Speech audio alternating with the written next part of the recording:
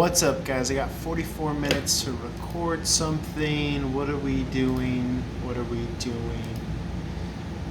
We could do, I think we left off at Sagittarius. Let's just do a quick 8th house Scorpio reading.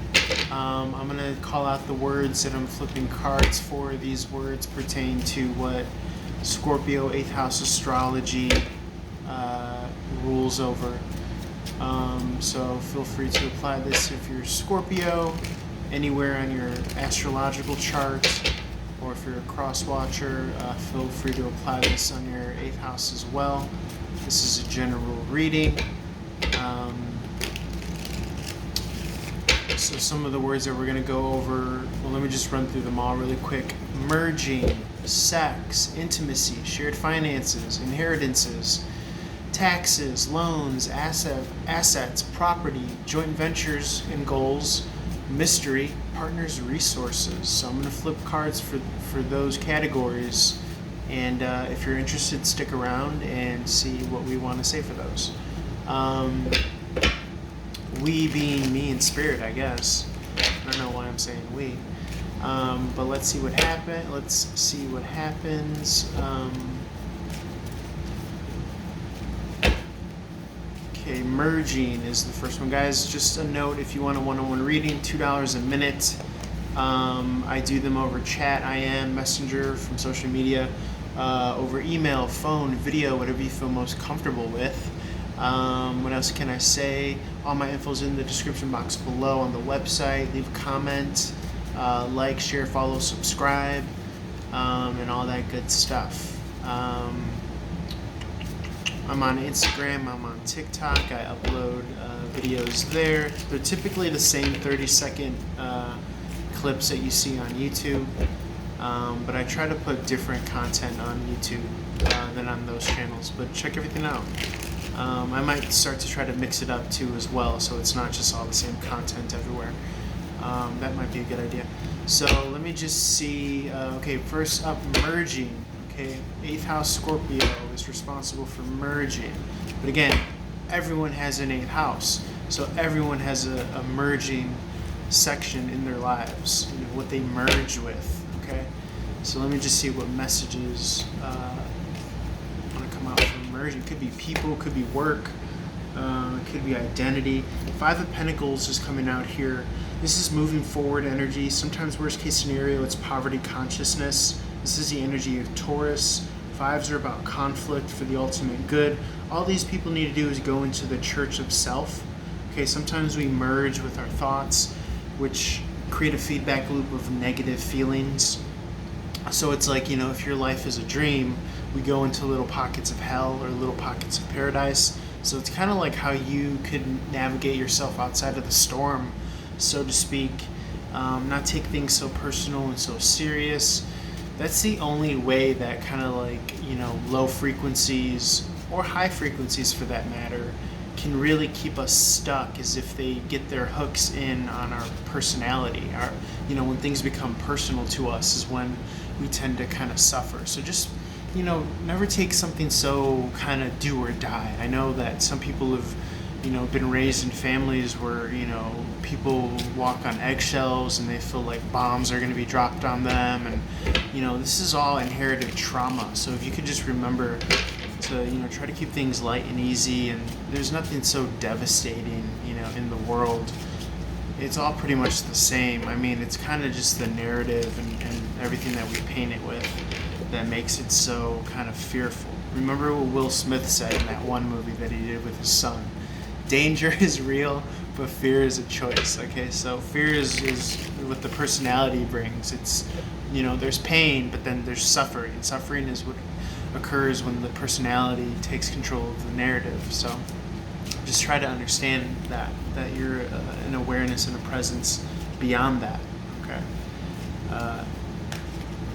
The awareness and the presence has been there first before the personality. So the more you could remember that, the less serious you could take everything. 5 of Pentacles in the upright is moving forward nonetheless.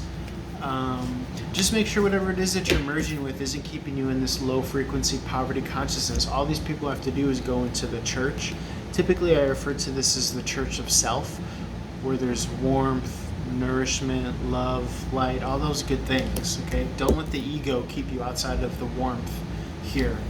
As far as what you're merging with, you could merge with ego, or you could merge with spirit. Okay, so for the category of sex, let's see what comes out here. King of Cups in the reverse, there might be some emotional immaturity going on or some emotional gaslighting. Try to avoid that. Try to make sure that you're conscious of the power of sex, and that it is typically a merging of energies. You tend to carry on the frequencies of those around you, even if it's unconscious. If someone has unconsciousness, then it means that there's not a light source being shed or expressed in that particular corner of their existence. So if you're kind of seeing this person lead with that blind spot, it could trigger you. But just know that it's space nonetheless for you to kind of shine your light into. But just make sure that it's worth shining your light into, and it's just not some negative, low vibrational being or entity that you're having sex with, essentially. We could say. So for intimacy, let's see what wants to come out for intimacy. Four of Cups in the reverse, this is becoming more emotionally available. Maybe seeing life as less serious. Points to the Three of Cups in reverse, in the upright, which is about a fun time. It's a celebration energy. Okay. For shared finances, let's see what wants to come out. Nine of Cups in reverse. There could be some codependency emotionally, maybe not trusting of yourself, maybe feeling like you're not mature enough to adult in the world, so to speak, in regards to finances. Just a tendency to want to suggest here with the Nine of Cups in the reverse, not to rely on emotional crutches, okay? Not to rely on your negative coping or conditioned habits in regards to your emotions revolving around finances. Okay, sometimes we can get stuck in a negative rut and have a negative relationship with finances as well. Don't use it as a crutch to self-sabotage, essentially, is what I could say for that. Inheritances, let's see. Second and third chances with the Judgment card. Judgment is obviously an evaluation, so someone might be evaluating your eligibility for some form of inheritance or something of this nature, maybe a monetary windfall. Second and third chances. This is resurrection. Scorpio season, so something might be revealed to you during Scorpio season for whoever's viewing this video and conducting the video.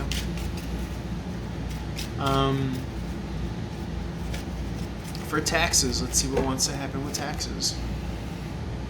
Okay, there are options here for you. Again, try to approach anything in regards to taxes high vibrationally. I think it's kind of culturally predetermined to be more, fight or flight with these sorts of topics, because it's tied to our ability to make a living. So don't get caught in the fantasy, don't get caught in the illusion of that tendency. We typically want to look at the IRS or, as these kind of big, ominous entities. But when you kind of look at people as just people, come from your heart space, look at things with love, then you will start to perceive that. And you will actually kind of disarm the fear that comes with a lot of this. As far as, let's see, with loans, assets, property, joint ventures, goals, mystery, partners, resources. Okay, so let's just run through this really quick. For loans, you have the Three of Pentacles. This is doing work with someone, collaborative efforts. So if you're interested in loans, this is Mars in Capricorn, something of skill, labored and effort over a long period of time. You might want to look into taking out a loan, maybe clear up your credit card debt, something like that. For assets, we have Ten of Pentacles in the upright. This is doing fairly well. This is long-term investments, foundational energy, generational inheritance and wealth that you could be passing on to your significant others, at the end of your life. For property, you got 9 of Wands in the upright, building up some bitterness and resentment. So even in your place of dwelling, if that's the property that's being referred to in your context, try not to build up resentment or hate towards your neighbors. Okay, I know that sounds very biblical, but it's true. Don't build up a defense. Don't hold any grudges. The 9 of Wands in the upright could speak to grudges. For joint ventures, you have the 4 Wands in reverse. Joint ventures and goals. This could be a personal victory or celebration. Okay, this is typically like a divorce energy. So again, depending contextually, but it also could be a personal internal celebration. As far as mystery, we have a sense of unfinished business here. It could be a positive interpretation. It could be a negative interpretation. Again, I think it's as long as what frequency you're kind of falling into, Scorpio. Okay, again, this is a sense of unfinished business at times. Okay, I know Scorpio is always trying to get to the heart of the matter, the truth of the matter.